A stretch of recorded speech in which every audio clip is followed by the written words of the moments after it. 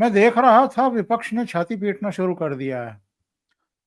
विपक्षी दलों का कहना है कि चुनाव आयोग ये सब केंद्र सरकार के इशारे पर कर रहा है और वोटर लिस्ट के साथ खिलवाड़ की जा रही है।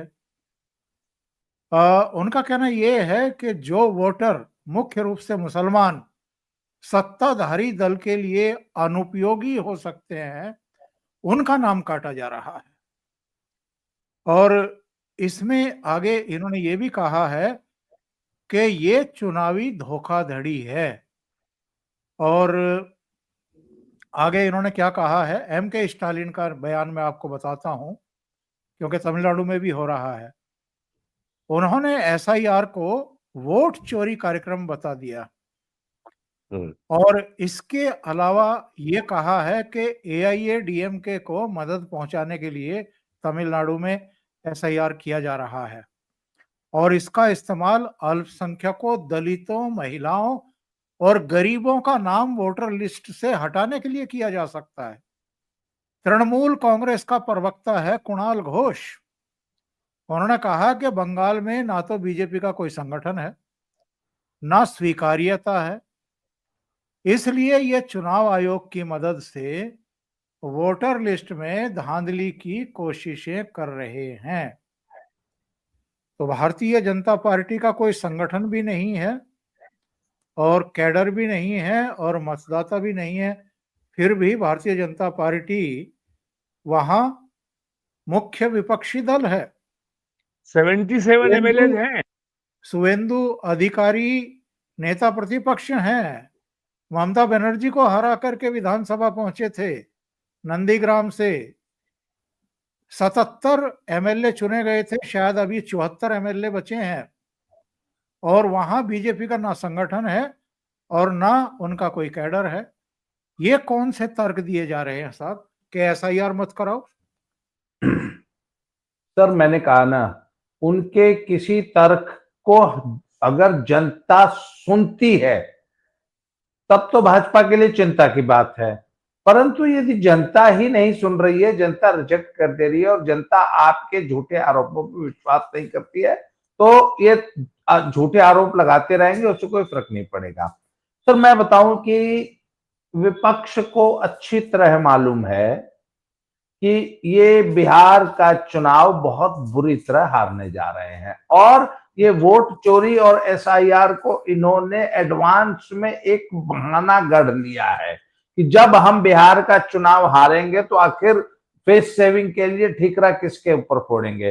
तो इनके बाद अभी से पहले से रेडीमेड बहाना तैयार है कि भैया वो तो हम तो जीत जाते, पर ये तो मोदी ने वोट चोरी कर लिया और एसआईआर से इतने लाख नाम काट के हमारा सारा वोट चुरा लिया। वो जो 65 लाख नाम कटे हैं वो सारे आरजेडी के वोटर थे और वो बता देंगे कि इतने लाख हैं और इतनी विधानसभाओं में है और इतने विधानसभाओं में अगर ये वोट हमें मिल जाते तो देखो हम इतनी नहीं इतनी सीटें जीत जाते, हम तो चुनाव जीते हुए थे। और इन्होंने तो हरियाणा के लिए बोला बाबा जी, वहां 18 लाख ऐसे लोगों के नाम भी हटाए गए हैं जो अब इस दुनिया में नहीं है, तो वो भी राजद के मतलब वोटर थे। नहीं, वो बोलते कि नहीं, वो 18 लाख जिंदा लोगों के नाम हटाए गए हैं, मरे हुए के नाम पहले। उनका जो आरोप है ना वो ये है कि जो मरे हुए के नाम थे वो पहले ही हट चुके थे। ये जो 18 लाख लोगों को ये कह के हटाया गया कि ये मर चुके हैं, असल में ये जिंदा है और ये सारे आरजेडी के वोटर हैं, इसलिए इनका नाम हटाया गया और वो टोटल संख्या 65 लाख है। अच्छा, एक तो इनका ये तर्क है। ये हरियाणा में मैंने अभी कल एक कांग्रेस के पैनलिस्ट की बात सुनी, बोले हरियाणा के चुनाव तो हम जीते थे, मोदी ने वोट चुरा के चुनाव जीत लिया हरियाणा का। अच्छा सर, आ जाइए जरा पंजाब में, मैं आपको पंजाब की एक ग्राउंड रियलिटी बता रहा हूं। सर पॉलिटिकल पार्टीज को पता होता है कि कौन सा वर्ग किसका वोटर है। यहां पे बीजेपी ने कमर कस ली है कि जितने अप्रवासी मजदूर हैं यूपी बिहार के और अन्य प्रदेशों से आए हुए जो भी वर्कफोर्स पंजाब में काम करती है, उनका अभियान चला के सबको वोटर लिस्ट में दर्ज कराया जाए। अब कांग्रेस को और आम आदमी पार्टी को और अकाली दल सबको ये पता है कि ये जो भी अप्रवासी मजदूर का जो वोट बनेगा पंजाब में, वो भाजपा का वोटर होगा। ये एकदम सर अंडरस्टूड है। तो अब बताइए, जब इनको ये पता है कि भैया कम से कम, और ये संख्या सिर्फ अप्रवासी मजदूरों की संख्या इस एसआईआर के बाद मैं आपको बता रहा हूं, ये कम से कम 5 से 10 लाख होने जा रही है। अप्रवासी मजदूर जो कि पंजाब की वोटर लिस्ट में अपना नाम लिखाएंगे। सर अब इनको पता है कि साहब ये तो बीजेपी का 10 लाख वोट बढ़ने जा रहा है, क्यों नहीं चिल्लाएंगे सर ये? अच्छा, रोहिंग्याओं के और बांग्लादेशियों के नाम कट रहे हैं। जम्मू कश्मीर में फारूक अब्दुल्ला और पीडीपी वालों ने मिलकर अभियान चला के पिछले 20 सालों में बांग्लादेशियों को सर भर भर के जमीनें दी हैं। उनको खुली छूट दे दी गई थी। जम्मू के किनारे किनारे चारों तरफ एक सर्कल में 5 से 10 किलोमीटर चौड़ी एक पट्टी बसाई गई है, और जो भी सरकारी जमीन और जो भी गवर्नमेंट फॉरेस्ट लैंड थी, उसको बोला कहीं भी फॉरेस्ट लैंड देखो, कब्जा कर लो, बना लो घर। और सर ये सिलसिला पूरे 20 साल से चल रहा है। शुरू में किसी ने ध्यान नहीं दिया, कि उनको लगा था कि टेररिज्म की वजह से जो लोग कश्मीर से विस्थापित हुए, उसमें मुसलमान भी थे, हिंदू तो थे ही थे, मुसलमान भी थे, तो वो लोग कश्मीर से विस्थापित होकर लोग जम्मू में आके और इस तरीके से घर बना रहे हैं। सर 20 साल से सिलसिला चल रहा था। उसके बाद जब ये मनोज सिन्हा जी वहां के लेफ्टिनेंट गवर्नर हुए, और जब उन्होंने इसका अभियान चलाया और जब उसकी तह में गए वो, तो उन्होंने देखा कि अरे इसमें तो 90% रोहिंग्या बांग्लादेशी है।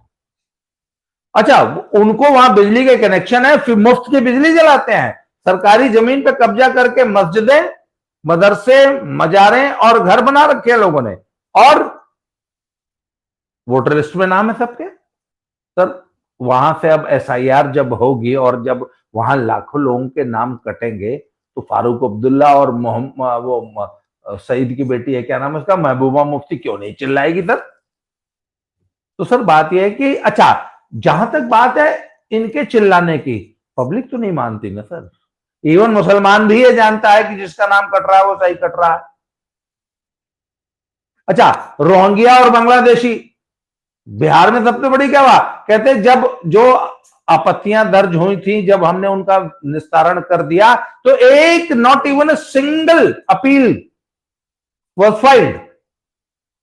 पर ये जितने रोहिंग्या और बांग्लादेशियों के नाम कटेंगे, आप देख लीजिएगा, एक भी अपील फाइल नहीं होगी, क्योंकि वो भी जानते हैं, और ये पॉलिटिकल पार्टियां भी जानती हैं, वो स्टालिन भी जानते हैं, ममता बनर्जी भी जानती हैं। और मैं आपको बता रहा हूं सर, सबसे ज्यादा नाम आप देख लीजिएगा, या तो बंगाल से कटेंगे या जम्मू कश्मीर से कटेंगे, स्पेशली जम्मू रीजन से। जी, मेरी निगाह वैसे केरल पर और तमिलनाडु पर और उत्तर प्रदेश पर भी रहेगी, लेकिन भट्ट साहब, ममता बनर्जी कान दबा के बैठ जाएंगी या कुछ विरोध देखने को मिलेगा? देखिए, याद रखना चाहिए 15 अगस्त 2025 को प्राइम मिनिस्टर मोदी ने लाल किले से घोषणा की है डेमोग्राफिक मिशन की, और अभी इसका डिटेल प्रस्ताव क्या है, इसमें क्या क्या होना है, अभी ये सामने नहीं आया है। तो जो भी डाटा चुनाव आयोग को मिल रहा है एसआईआर से, अब तक जो मिला है बिहार से, और जो जाहिर है कि वो डाटा वेस्ट तो हो नहीं गया है, वो डाटा सरकार के पास प्रिजर्व्ड है, और बाकी 12 राज्यों में हो रहा है, तो ये डाटा वहां से भी आएगा, और अभी जो है सेंसस भी होनी है अगले साल। तो ये सारी चीजों को अगर आप टोटलिटी में देखिए, डेमोग्राफिक मिशन, एसआईआर और सेंसस प्लस कास्ट सेंसस, चौथी बात वो भी जोड़ लीजिए, तो ये जो चारों चीजें हो रही हैं, तो इसके चलते जो जो इस देश में जो निहित स्वार्थ वाले और जो बड़े बड़े जमींदार बैठे हुए थे नेता के नाम पर, उन सबकी दुकानें बंद होने वाली है। इनके ऊपर बहुत बड़ा खतरा आने वाला है। पंजाब में तो हिंदुओं को मार मार के भगाया जा रहा है कि भैया ये अब मैंने तमाम वीडियो देखे हैं जहां बिहारी लेबर के ऊपर हमला किया जा रहा है, इनको हटाओ। वहां पे क्रिश्चियन मिशनरी सबको ईसाई बना रही हैं, अकालियों को उससे कोई समस्या नहीं है। लेकिन जो जो जो यूपी बिहार का लेबर है उसको ये लोग जो है आतंकित कर रहे हैं। तो ये भी उनको मालूम है कि बिना यूपी बिहार के लेबर के पंजाब की अर्थव्यवस्था चल ही नहीं सकती, वो चाहे एग्रीकल्चर इकॉनमी हो चाहे उनकी इंडस्ट्रियल इकॉनमी हो। लुधियाना है, जालंधर है, यहाँ सारा लेबर तो यहीं का है, यूपी और बिहार का। तो लेकिन ये जो भट्ट चीजें साहब, आ रही हैं, वो समय आने वाला है जब सभी राज्य खुद मुख्तियार हो जाएंगे और लोगों को फिर ना पंजाब की तरफ देखने की जरूरत पड़ेगी, ना यस, महाराष्ट्र की तरफ देखनी पड़ेगी तक जरूरत पड़ेगी, ना दूसरे राज्यों की तरफ। उन्हीं राज्यों में उनको रोजगार मिलने शुरू हो जाएंगे। 10 साल के अंदर बिहार जो है लेबर सप्लाइड स्टेट नहीं रहेगा, ये आप जान लीजिए। और तमिलनाडु का जो सबसे बड़ा टेक्सटाइल टाउन है त्रिपुर, वहां पे सैकड़ों फैक्ट्रियां बंद हो गई हैं क्योंकि यूपी बिहार का लेबर वहां नहीं जा रहा। और यूपी से लगभग जो है कई लाख लेबर जो है वापस नहीं गया तमिलनाडु कोविड के बाद। इससे वहां संकट पैदा हो रहा है। और आज की तारीख में देश का सबसे बड़ा मैन्युफैक्चरिंग स्टेट जो है वो तमिलनाडु है, फिर महाराष्ट्र है, फिर कर्नाटक है, फिर गुजरात है। तो ये चारों स्टेट्स को यूपी बिहार उड़ीसा के लेबर चाहिए। तो ये सब जो हो रहा है, मैंने आपको बताया ना कि जो डेमोग्राफिक मिशन है, स्पेशल इंटेंसिव रिवीजन है, और सेंसस है, जनगणना है, और कास्ट सेंसस है। आप इनको चारों को मिलाकर अगर टोटलिटी में देखिए तो आपको समझ में आएगा कि वोटर मैनिपुलेशन के नाम पर ये क्षेत्रीय पार्टियां और सो कॉल्ड जिहादी सेकुलर पार्टियां जो जो देश में इतने ये जो आग उगल रहे थे, इनके अस्तित्व पे गंभीर संकट आने वाला है। खास करके बिहार और बंगाल में ये, और जैसा बाबा जी ने बताया जम्मू में रोहिंग्याओं के ऊपर वहां कार्रवाई शुरू हो गई है, उनके पानी बिजली के कनेक्शन काटे गए हैं। तो जी ये समस्या अब आएगी वही। तो और ये बड़ा स्थापित तथ्य है कि आप चाहे म्यूनिसिपैलिटी के इंस्पेक्टर हो, अगर आप निहित स्वार्थों के खिलाफ कार्रवाई करेंगे तो आप बहुत जल्दी जो आपको बदनाम किया जाएगा और आप बहुत अलोकप्रिय हो जाएंगे।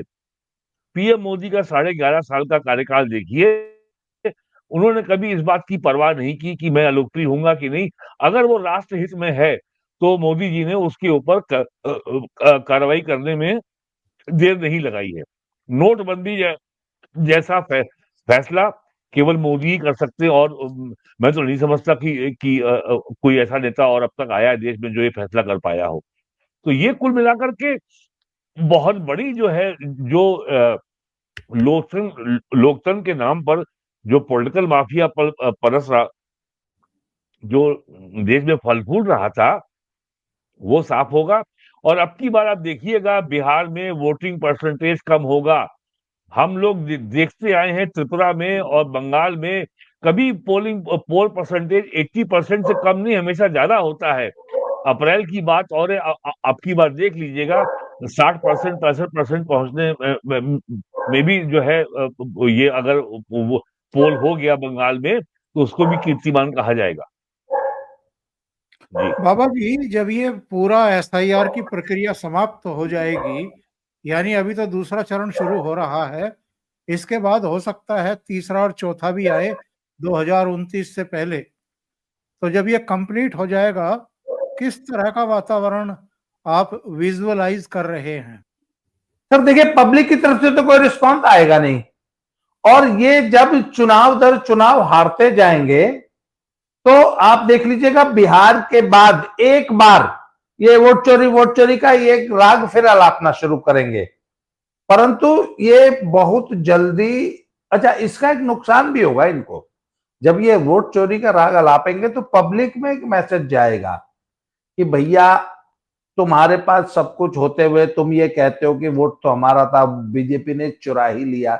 जब बीजेपी को वोट चुरा ही लेना है तो फिर तुम इसका मतलब एकदम निकम्मे हो, तुमको वोट देने का कोई फायदा नहीं है, वोट तो जाना बीजेपी के पास ही।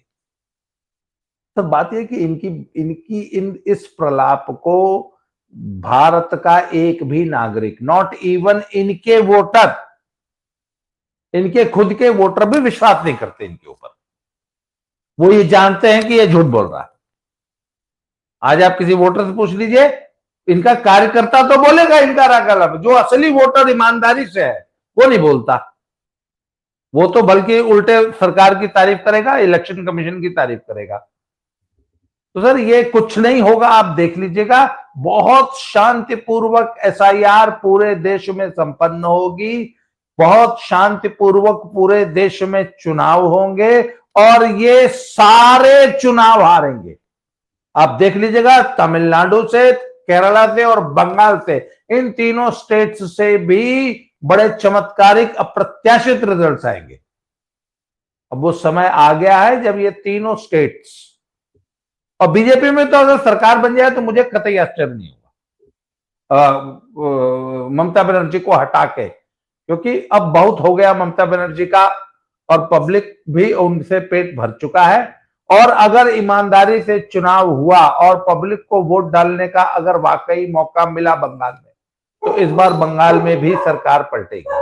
और बिहार में तो सर मैं बता रहा हूं आपको, महाराष्ट्र रिपीट हो रहा है।